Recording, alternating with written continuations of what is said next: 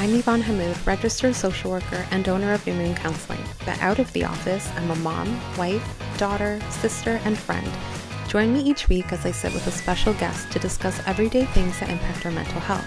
We'll be chatting about everything from mental health and relationships to media and current events, as well as personal experiences and reflections, all in the hopes of normalizing our humanness and helping you see that you're not alone. This is Outside the Therapy Room. Hi everyone, welcome to Outside the Therapy Room. I am Ivonne and today I'm joined by Jordan. Hello. Welcome back. Thank you. Today we are talking about goal setting and procrastination, and I thought this would be a good kind of time to talk about this because students are getting close to finals and final assignments that they're having to do and exams. And I think because we're coming up to year end, there's a lot of other people in the workplace that may be experiencing some of that pressure to get certain things done, and they may be procrastinating right now with that. I think with goal setting too, we're almost done this year, and a lot of the time we start preparing for next year and what we want our year to be like, and we might start setting goals for ourselves. So I thought this would be just a good opportunity, kind of share a little bit about this topic. Are you a procrastinator? With some things, I think I kind of assume we all are to some extent. Yeah, I agree. Yeah, me too. And I was mentioning this before we recorded, but I think for a lot of people, sometimes we procrastinate because we're trying to avoid a feeling. So I might be procrastinating from editing this podcast, or might be procrastinating other people may be procrastinating from schoolwork and things like that because they want to unintentionally are wanting to avoid the feeling of failure or the feeling of discomfort or any other feeling that can come up. Yeah, or overwhelm, or lots of things like that. Yeah, it's for sure. I mean, there's a sense in which that's whenever we're avoiding things, and I think procrastination is definitely a form of avoidance. A lot of the time, it's kind of the feeling that is the big thing that we're, I guess, trying to avoid. Yeah. How would you, what's another way for us to view procrastination? We hear about it a lot in session. Yeah, oh, for sure. Yeah. Well, so I actually will often talk with my clients about what's the function of the procrastination, and I think it's different for everyone, but there's often, I think, human behavior makes sense, right? This is a big belief that I have. So part of our job as therapists, but also as human beings, is if we're finding a behavior challenging, it's beneficial to think about the function it's serving, the reason why we're actually doing it. I think sometimes people get caught up in this idea I'm doing it and it's nothing but bad for me. I don't know why I do this thing that's only bad for me. And I generally am encouraging people to realize, well, actually your nervous system wouldn't keep repeating the behavior if it wasn't getting something out of it. And so whether that is avoiding a negative feeling, or in some cases, I think people just have too high of expectations for themselves at times. Yeah. So I've definitely spoken a lot with students, but people in the workforce as well, where they'll talk about procrastinating, but then when we really get into it, there's all this other stuff that's going on in their life that is demanding a lot of energy and attention from them. And so I think there's a sense in which our nervous system kind of pushes back on us and says well, no, we actually need to take some time to rest. And that's sometimes what the function of procrastination can be. Yeah, I actually really like that because again, personal story time, but this week has been really hectic just with the kids' extracurricular activities and, getting ready for the fall and all of these things, the podcast work, a lot of things have been really busy this week. And I have found that some things have just kind of fallen off to the side. Yeah. And that may be that those things are being procrastinated on, but it may also be that I can't put anything else on my plate right now. And so they're being put on the side and I'll come back and see them. But I think I agree with you, right? Our body is built to protect us and to keep us safe. And it's only going to continue to do things if it is, serving a purpose. So I really liked how you said that. Yeah, and I've heard from people who will talk about, I find I procrastinate more as the week goes on or as the semester goes on. It's okay, so what's the difference between the beginning part of the week or the beginning part of the semester and the later part of the week or the later part of the semester? And one of the things that comes up is, well, I catch up on sleep on the weekend. It's just like, okay, well, of course you're going to procrastinate less on Monday and Tuesday if you're feeling well rested. But then if you're only getting, going back to our last podcast that I was on with the sleep, it's like, but taking care of your physical needs can probably, in a lot of cases, help a lot with procrastination. There's a message your body is sending you, and it's really good to pay attention to what that might be. Yeah, and I think in the last episode that we were on together, like, we did talk about people prioritizing their schoolwork instead of sleep sometimes. Yeah. But really, the sleep and the rest does help with the procrastination if they notice that difference between the beginning of the week and the end of the week. For sure. Right? So what are some things we can do when we catch ourselves procrastinating? Because again, with clients and even with people in my personal life, they are aware that they're procrastinating, but can't seem to stop procrastinating. So awareness is great, but then what's something else that folks can do when they catch themselves procrastinating? Yeah, so there's two things that come to mind here. One is like kind of a super just practical thing where I'll talk to people about, and I'll do this for myself sometimes. It's like, just do a little bit, right? See if you really don't feel like doing something, see if you can just do like 5 minutes of it or even less. Like, set the bar low enough that you actually can do something. And in some cases you find that you actually do, once you get started, then you actually have the energy to kind of keep going. But sometimes you find like, no, this is really hard, and just 5 minutes is kind of all I can do. But 5 minutes is better than nothing. Yeah. And that's something maybe we could talk about in a minute too, is the idea of kind of establishing consistency and habits and that sort of thing, because there's that kind of momentum piece with procrastination as well. The other thing that I get people to think about is when you're in that kind of really consciously procrastinating thing, like I hear this from people all the time too, right? I'm aware that I want to be doing this thing and I just can't make myself do it. Rather than, beating yourself up or telling yourself you have to, or I really need to get started on this, or thinking about the bad things that will happen if you don't do it. I often get people to think about the reasons why you do want to do it. So connecting it to your values, what's important to you in life, and how does this actually connect to what really matters to you? And if you're finding that there's something that you're procrastinating with that you can't connect it to those values, that's kind of a bigger question. Then you maybe have to evaluate what that thing is and why you're doing it in the first place. But oftentimes the things people are procrastinating from are things that they know connect to something important to them. So if it's like goals or with school or work or personal development stuff like health and fitness or whatever, like if you actually think about the reasons why you want to do it in the first place, not that just I should be doing this, but like this is why it's actually important to me in particular, I find that can be a helpful exercise for people, right? It can sometimes get people actually excited about doing the thing if it kind of connects to that thing that's important to them and that they've decided it's important to them, not that someone else has told you you have to do this or this should matter to you. Like the sense of obligation when we say like we should be doing this can sometimes again cause us to rebel and not want to do it. Yes, yeah, so, absolutely. Yeah, the other thing that you mentioned too made me think of all or nothing thinking, because sometimes that can impact us, right? If we're like, I need to put 100% of my energy into do this, or I have to sit down and have to finish this assignment, or whatever it could be in one go. And if I can't do that, then I'm just gonna not do it at all. Like that kind of all or nothing thinking can sometimes play a role in procrastination. Yeah. Have you noticed that too? Yes, absolutely. Yeah. Yeah. And I think there's a lot of different sides to that too. Like I think there can also be an element of being patient with yourself, right? Because like some things actually benefit more from doing a little bit more frequently rather than doing kind of all at once, right? And so I think that in some cases, I don't think this applies to everyone, but sometimes people actually, like when they get into that all or nothing thinking with certain things, it's like they kind of want to arrive already, right? It's like, I already want to be done this assignment already, so I need to like work on it for like 4 hours straight or something like that. It's just like, well, yeah, that sounds pretty daunting to me too, right? So if you can be patient with yourself and understand I'm not going to get it all done in one day or even in a couple days, but if I can kind of space things out a little bit more, it'll be less daunting and it'll get me out of that headspace of I have to be all in or all out. I can do a little bit of this today and a little bit tomorrow as opposed to all right now. Yeah, and like the permission to be patient and to like take things slowly.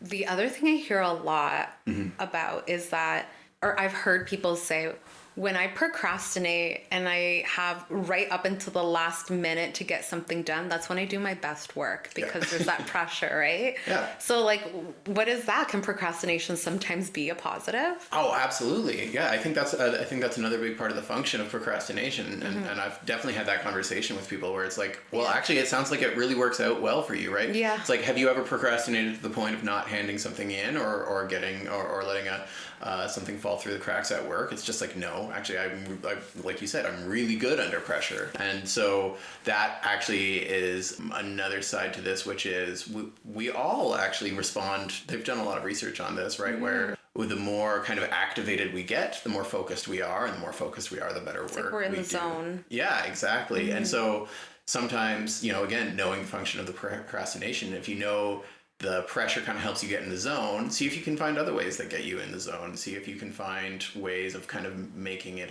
like gamifying it, or making a challenge for yourself. Yeah. Because sometimes when you feel like you have 3 weeks to finish a 5-page paper or something like that, it actually seems like, it's more of an annoyance than a challenge. But then when you have a day, it definitely feels more like a challenge. Maybe finding a way to make things more interesting for yourself in that way can help with the procrastination. Yeah. But it's interesting because there's so much pressure, clients or people who feel that way, that they can get work done faster when they have it's the last few minutes or the last couple hours before that thing is due. Is that they put so much pressure on themselves in the beginning, and they're really hard on themselves for procrastinating all of that time. Yeah. But they still acknowledge that they do their best work when there is that time limit. Yeah. Because even when I was in school, I'm like, I don't have to deal with that until 5 weeks from now. I Yeah. have other things to do, other things that are going to take priority. But then it's the week of the assignment, and then you're kind of frozen and paralyzed in place, because you're like, what am I going to do now? This thing is due in 5 days. And that, again, can put a lot of that pressure. So sometimes we can be so hard on ourselves and procrastinating. Like, why didn't I do it 5 weeks ago? Why didn't I do this? And we're still able to get it done. So is there something that we can do in that beginning piece when we're being really hard on ourselves for the procrastination? Yeah, I think that's where the kind of self-compassion, but also being honest with yourself, right? Actually, don't kid yourself that there's no reason to procrastinate until, and then say I don't know, I did this. It's just you kind of do, in that example you were just giving, you kind of do know exactly why you procrastinated. It's because who wants to be actually spending hours and hours working on something that you could get done in a couple hours later, right? There is this effect that where humans we just take as long to do something as the time that we're given, right? So that sometimes it can be worth just being honest with yourself. It's just this is actually too early for me to get started on this, and that's okay, right? Now, if you're someone who finds that it's not okay and things are actually falling through the cracks, or not getting stuff handed in, or different things like that, that can be kind of a different situation for sure. Yeah. But I think some of the stuff that we're talking about still applies in that case. But yeah, I definitely think it's when you're procrastinating, I love the idea of being honest with yourself. It's just instead of saying I'm just going to scroll Instagram for a couple minutes and then I'm going to get to work, say if I go on Instagram, I know it's going to suck me in for however long it generally sucks you in. So even just that practice of being when you're about to do something, being really honest with yourself of I know that this is going to be a distraction and this is going to lead to me kind of procrastinating, then I think that can really change things for a lot of people too. So yeah, being honest with yourself is a big one for me. I think just the Instagram or any other kind of activity that can take you out of the thing that you need to do, putting that in as part of your plan of the day, right? So if you're scheduling off your day, then it can be downtime, doing whatever, zoning out time. Instead of being in the zone, you're out of the zone. So what are some times that I need to do that? And then keeping the timer or whatever that you need to do, so that you have that time and you've given yourself an opportunity to have that time before you go into an assignment. But if we could jump into the other thing that you mentioned, where when things are falling through the cracks and we were procrastinating, and now its deadline is coming up, and those kind of assignments, whatever, work responsibilities, whatever it could be, are falling through the cracks, our anxiety can be increased. We may feel more overwhelmed. And so what can we do in those situations where, I know you mentioned obviously some of the things that we've already talked about can be helpful in those moments too. But when we are procrastinating to the point where we're not actually able to complete an assignment on time, then what can we do in those moments? Yeah, I think this is where it really helps to have support around you of some kind, right? So whether that's a therapist or just a friend, or talking to, you know, your boss or your teacher or whatever about things. And I know that's vulnerable, right? But like recognizing when you actually need that external help is huge, right? And but yeah, I mean, even turning to a friend or a partner or something, you know, there's this idea that people talk about a lot for folks with ADHD of body doubling. So sometimes when you feel like procrastinating on something, going like, okay, I'm not going to just try to force myself to do this alone. Let me find someone to just do this with, and we can just sit and study together, or we can sit and do work together. During the pandemic, I actually heard a lot of people who would, when they were working from home, they would just jump on these Zoom calls where they weren't actually talking to each other. They were all just doing their work from home, but they had Zoom open just so that it felt like there were other people around. And that can definitely be a motivator, right? Like, I've heard from people too, I get a lot better work done at the library than I do in my dorm or whatever, right? So going and actually being around people, there can actually feel a bit of almost like a sense of pressure, but maybe in like a good way of like, I'm not going to sit here and I'm not going to sit in the library and scroll on my phone. I'm going to like, if I'm here to do work, I'm actually going to do work. Is it like accountability too? Yeah. I'm just thinking like people doing work on Zoom, but like that can kind of, you know, they're kind of holding you're each holding each other accountable to actually be doing work. For sure. Yeah, absolutely right. You're not going to just kind of like wander around the house, or what, you know, if you know that people can see you on camera, not at your desk. Right. Right. So as we're again discussing procrastination, I think the themes there are be honest with yourself, be compassionate with yourself if that's something you're doing. And some of the tips that were suggested, if you know it's beneficial for you sometimes to work at crunch time when it's like almost time for you to hand something in, then trying to recreate that in other ways. So like you mentioned, like, you know, making it kind of like a game or finding other ways that you can challenge yourself to do that. Is there anything else that you think would be helpful for people to know? Yeah, maybe on the kind of the gamifying side of things, something that I do is setting timers, right? So it's like if I have something that I want to get done, I try to make it a challenge of like, okay, I know it normally takes me this amount of time. If I set a timer for this slightly shorter amount of time, maybe there will be a bit of more focus that comes in. So yeah, kind of like challenging yourself to do it in a shorter amount of time with a timer or something like that. But yeah, this is where people can and should get creative with these sorts of things, right? Like I think people can really come up with a lot of great ideas for how to kind of create that sense of focus in what they're doing. And when they are able to be creative, it's more individual to yourself and what works, right? Yeah. I'm just thinking about the timers because I also love timers, and there is like a sense of stress of, oh my God, the timer's going down. I have to get this done. But it is that stress. Sometimes we see stress as like a very negative thing, right? And it can be when stress ends up going into anxiety and it being, you know, something that's not helpful for us. But there is a positive kind of stress that can actually motivate us and have us, you know, accomplish or finish a task that we need to do. Absolutely, yeah. There's a good reason why we have stress. It's such a ubiquitous emotion. It wouldn't make any sense that you know, that our bodies do it for no good reason, right? So yeah, definitely kind of making stress your friend in that way, sort of way is definitely a good thing. It's like a little boost that you need to get something done. Right now we're talking about procrastination, but I know a lot of the time too, as we're getting to the end of the year, a lot of people are thinking about setting goals for the next year, or even in procrastination, sometimes it's about breaking the goals that they have into smaller tasks so that they feel a little bit more attainable and not as overwhelming as, oh my God, I have to get to this. Like I have to write a 50-page report.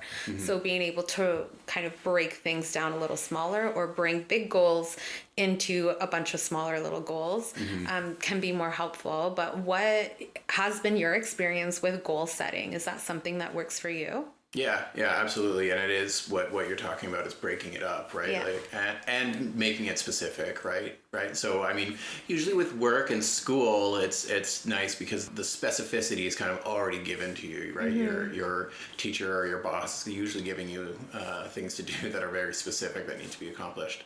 And then it's up to you. Hopefully not entirely up to you. Hopefully you can get some support with this if you need it, but breaking it up. But for a lot of things when it comes to the more personally chosen, like the health and fitness, the personal development, those sorts of things, having a specific goal in mind is really important. And that can mean like getting into shape is not a specific goal, but losing X number of pounds or going to the gym X number of times per week or something. Those are more specific, right? Saying I want to go to the gym twice a week, and then break that down into, can I get into the habit of going once per week and then add the second day, or whatever it is. We can start off so strongly and have that expectation of like going to the gym 5 days a week, but that can be a lot if you're not used to it. Yeah, and I mean, I know the specific thing, like this is one that can be new for some people, and some people have heard it. Like I'm sure you're familiar with like SMART goals. Like, is that something you came across? Yeah. So. Yeah. So, but these are things. Explain to the people what is a SMART goal. Yeah, so a SMART goal. Okay, well, let's see if I can remember all the parts. It's an acronym. So we've got S is specific. That's what we're talking about right now.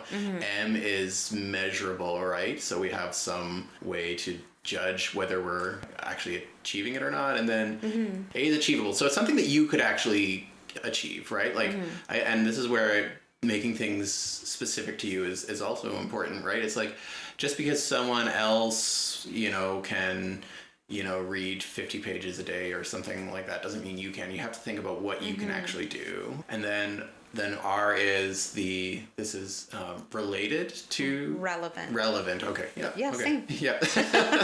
Yeah. So relevant. So that this is where connecting it to something you actually care about or something that you actually want to be working towards is, right. Like if other people are learning a new language or something like that, and so then you think, oh, I should do that. It's just like, well, is that actually really relevant to your life or to what you want to do in life? Are you really that interested in languages, or do you really have a use for being able to speak a second language? Or like those people are going on a trip, so they're learning that language. Yeah. Is that relevant to you? Do you need? Yeah. Yeah, exactly. Yeah. And then T is time limited, I think. So then you say, like, you don't just leave it open-ended and say, I'll get to it eventually. It actually really is more motivating to say that I'm going to try to get there by, the summer or something like that, something at a specific point in time. Yeah. And that's not like, none of these are like meant to be something that you can then use to beat yourself up if you don't achieve the goal, but it's more so like a template for how you're actually going to even set the goal. And then you're going to learn a lot along the way, right? So even if you set,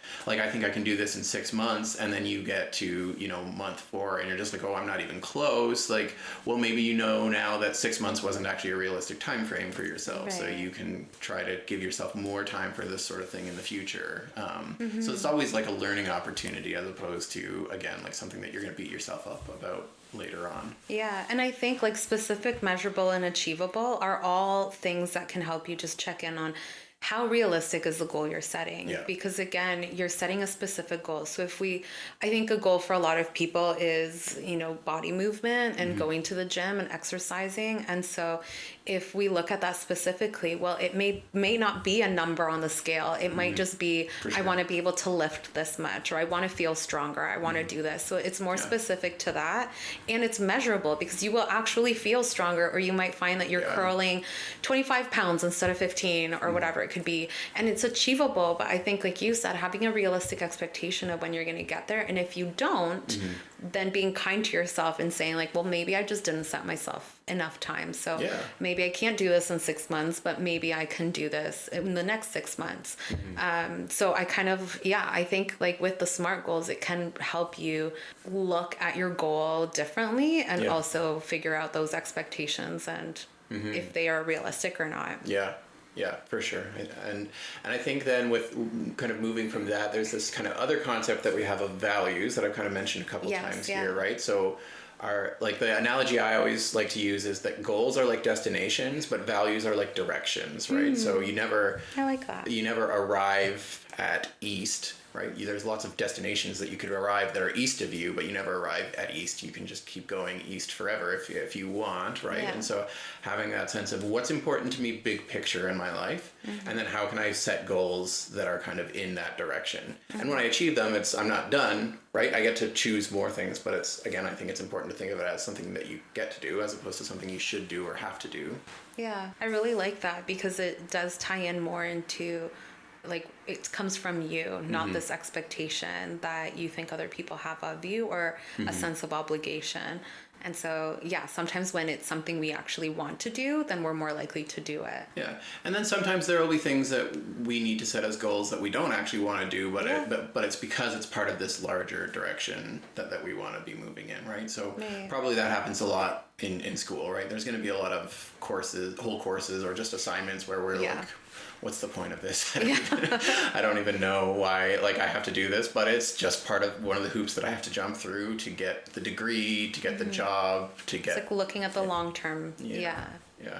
And again, going back to what I had mentioned earlier, I do think that reminding yourself of that can actually be helpful in the moment when you're trying to work towards a goal.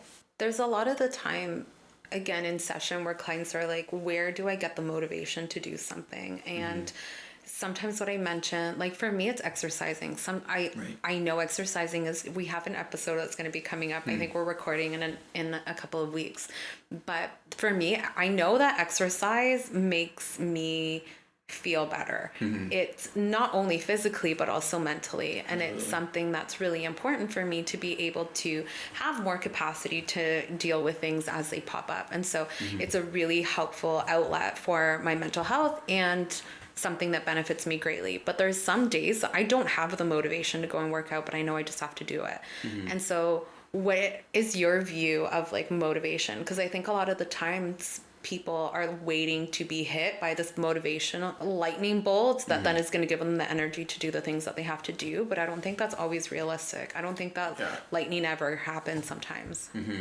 Yeah, no, I agree, especially for things like that are hard to get started on in the short term, but you know that they're beneficial in the long term, right? So there is that idea of we're all motivated to do things all the time, but there's different types of motivation. So there's intrinsic motivation, which is the stuff that we're motivated to do it just because we enjoy doing the thing, right? So we're all, for the most part, intrinsically motivated to eat. We're intrinsically motivated to sleep. We're intrinsically motivated to watch TV or, these sorts of things that they don't necessarily, it's not necessarily about what we get as a result. It's just we do it for the sake of doing it. And it's actually enjoyable to do it. There's also reasons why. And then extrinsic is the type of motivation where there is a reward or an outcome that we're looking for. And intrinsic is always more powerful, right? We're always more motivated for those things that we want to do for just the sake of doing them, which makes sense. And I think we should accept that that's part of what being human is about. But recognizing that sometimes that extrinsic motivation also comes, I think kind of you were maybe alluding to this a little bit, it kind of comes after the fact, right? Sometimes we have to get started before the motivation comes. And then the other thing I wanted to mention there is the habits are really important, right? As much as possible, if we can not rely on having to kind of get ourselves motivated, right? It's if we kind of already have a bit of momentum in that direction from having a habit in that area, then that can kind of save us a lot of trouble. And that's where the big thing for me with habits is starting small and building up. And you're right, because again, if I'm starting to work out again, I might not really want to do it. But once I'm doing the workout, I am naturally motivated to keep going. And then to maybe kind of build a streak that I was able to work out however many times that week. So it does, doing the thing first and getting yourself to do it can then snowball into that motivation. Yeah. And the streak thing is actually a really, really, can be helpful. I always tell people to be careful with streaks because they can turn into black and white thinking of oh, now I've broken the streak and now I'm off it.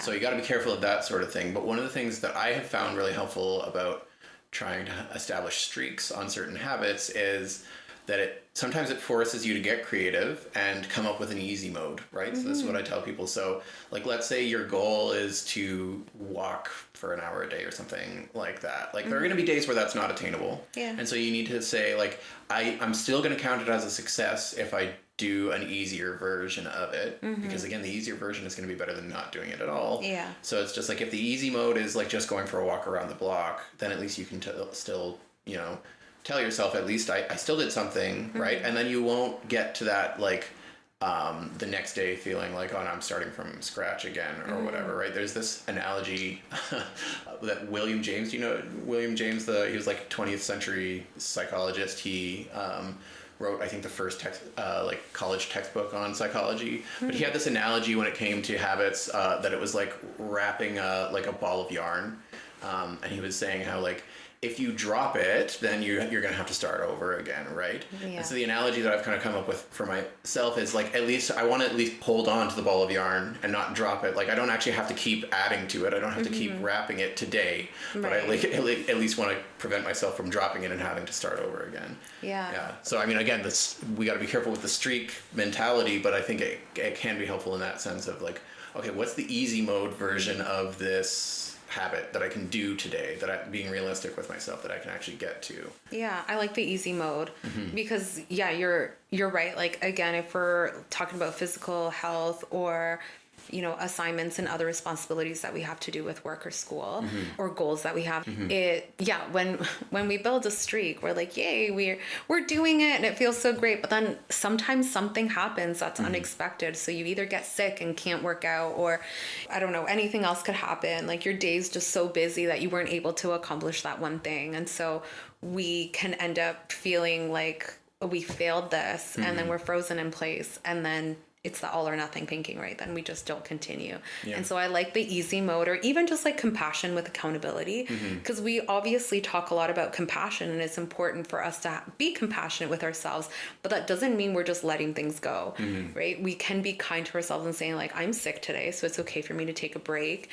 And when I feel better, I can get back into it. So I'm still holding accountability for this thing that I know is going to be good for me and this goal that I have. Instead of being like, oh, it's okay, you don't really want to do it today, like you're not up for it, that's okay, you don't need to do it. I'm still being compassionate, but sometimes it's not with the accountability. So we might not get back into it. Yeah, and I think that with that, like, too, can kind of come a recognition of everything that you're already dealing with, right? So like I think you were mentioning at the beginning that it's like this kind of a crazy week, so certain things kind of fall by the wayside. Yeah. I think it's an interesting way to reframe it, to say like, I'm actually already doing a lot, right? Yeah. Because I like that reframe. Yeah. Because I think people, you can get so focused on what you need to get done that you don't acknowledge all that you have done. And, you know, and in some ways, like actually, I think you might get more motivated, like recognizing, oh, I've actually done a lot. Remembering the momentum that you have from all these other things might actually help you kind of get to it, or it might actually just kind of enable that self-compassion of like, maybe I'm already expecting too much from myself. Yeah. I really like that, because like something that's fallen off the side has been reading, because I enjoy reading, and that's something that brings me a lot of joy, and it's me time, and I haven't been able to do much of that because of running and driving and just doing all of those things that are busy with kids. But that reframe is really helpful, because I am doing a lot, right? Like, and I think a lot of us we're already doing so much where, you know, we might be parents or we might not be parents, and we may have a lot of tasks and responsibilities that we're doing for the people around us, or our work, for our, you know, schooling. We might be working multiple jobs. Like there's already so much that we are doing. And so having that reframe to be able to see and pat yourself on the back for like, look at all these things that you're doing. When we are able to, we're going to pick these things back up again. And so, yeah, I think it's really helpful. How do you feel about beginning of the year goals?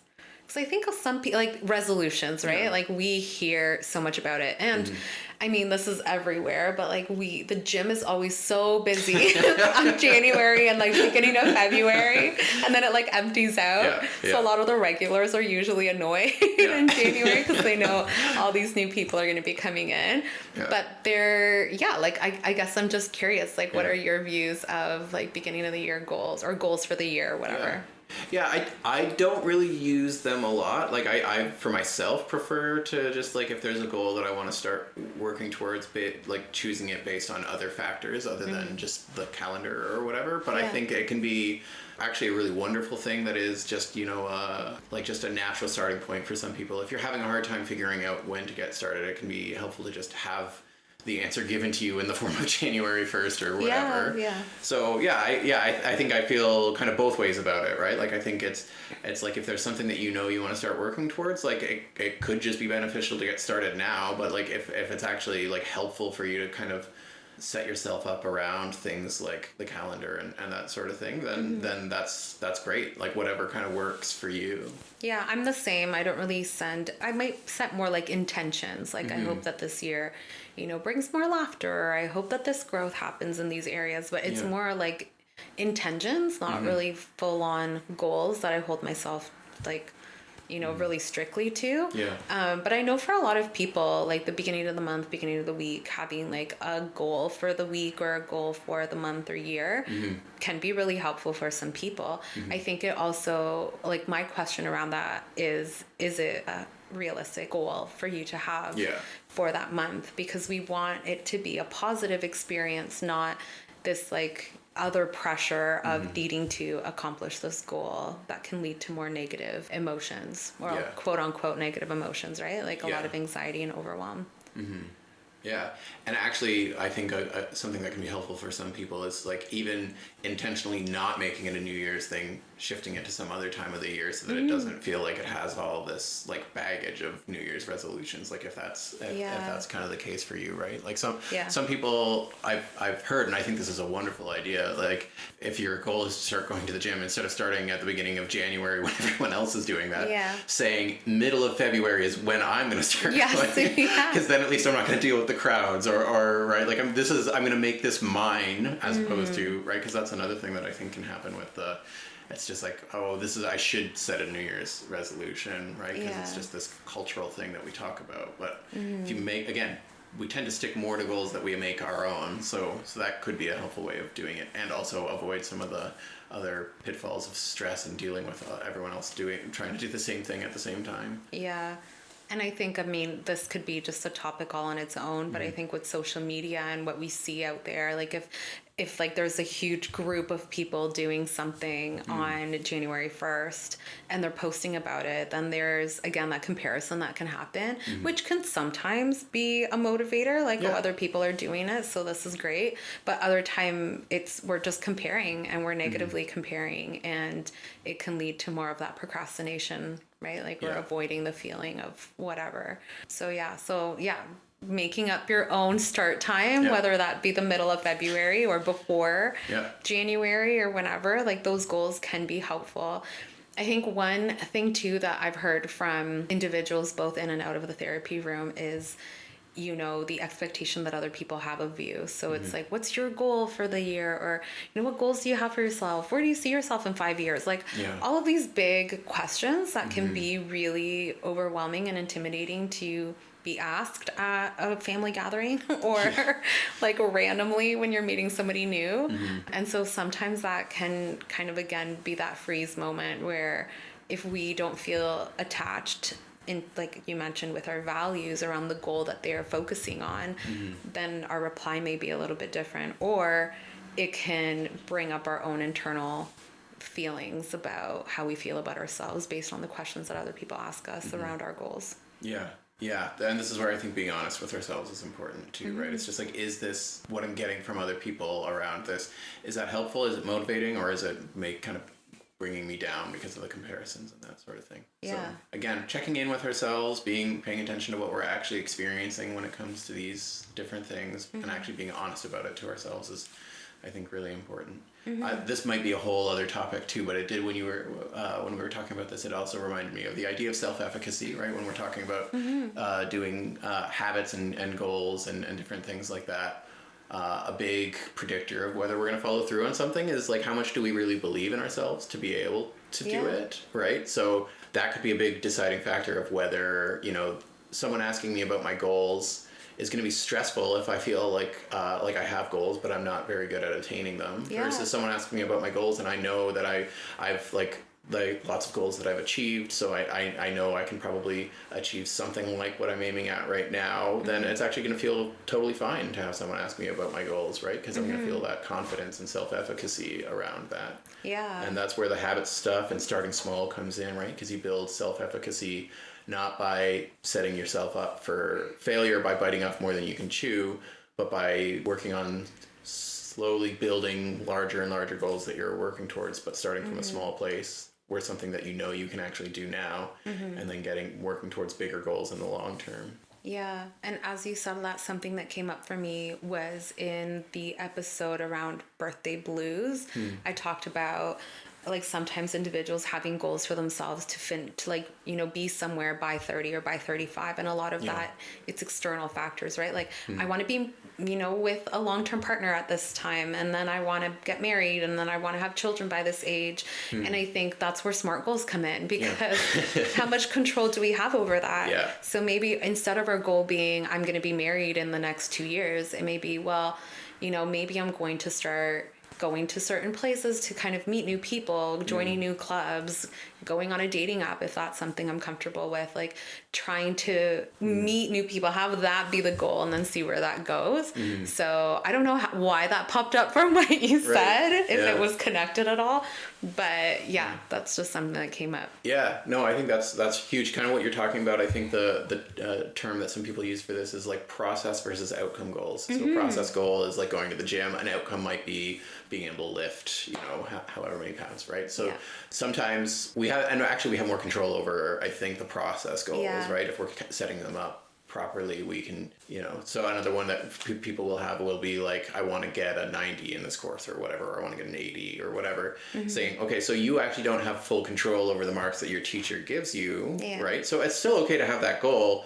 You can't be sure one way or the other that whether you're gonna achieve it or not. But if you set up the appropriate process goals, so I'm gonna study regularly, like, or this many hours or pages per day or whatever, then like you can set up a process that really gets you in kind of in the ballpark of actually like achieving it. And then at the end, whether you get this specific number or not, you have to kind of accept one way or the other, but you will have probably gotten a lot closer if you set up good processes than if you're not maybe making that distinction between a process goal and an outcome goal. So those were some really good examples that you gave too, right? Like I can't actually control who I meet, but I can control that I'm putting myself in a position to meet people. Exactly.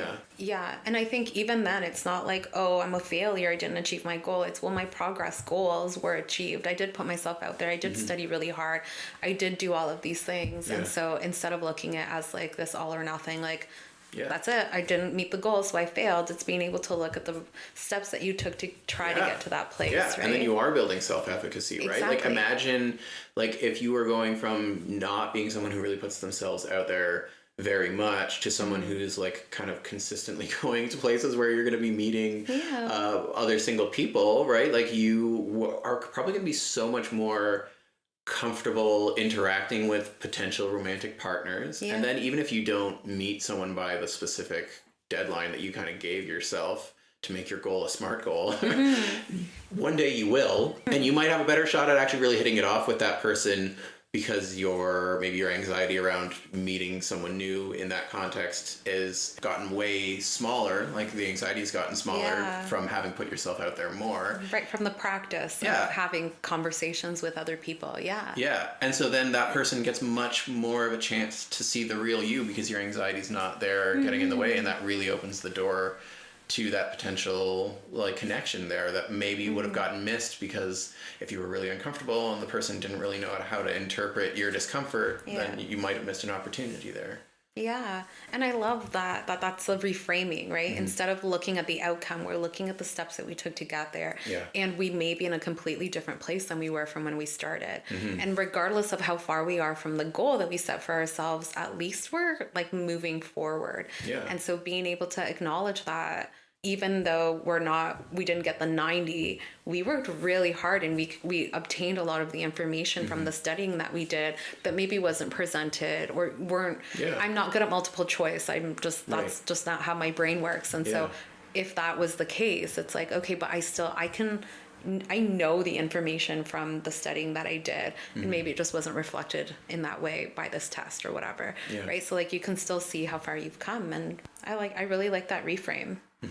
So if you're either setting goals for the next few months or for the beginning of the year, or you are a student that is getting through final exams and, towards the end of the term and feeling like you're procrastinating, or you're in the workforce and, have deadlines and things coming up as we approach year end, I hope some of these tools were helpful for you and you're able to use some of them. But yeah, thank you so much, Jordan. Yeah, no problem. Follow us on Outside the Therapy Room. Feel free to give us some feedback or any suggestions you have on other topics you'd like to hear. And we will see you next time. Thanks. Bye. See ya. Thank you for listening to Outside the Therapy Room. This podcast is intended for educational and entertainment purposes only. If you reside in Ontario and are interested in working with one of our therapists, please visit our website in the show notes. If you reside outside of Ontario, a quick Google search or search through Psychology Today will help you find a therapist near you.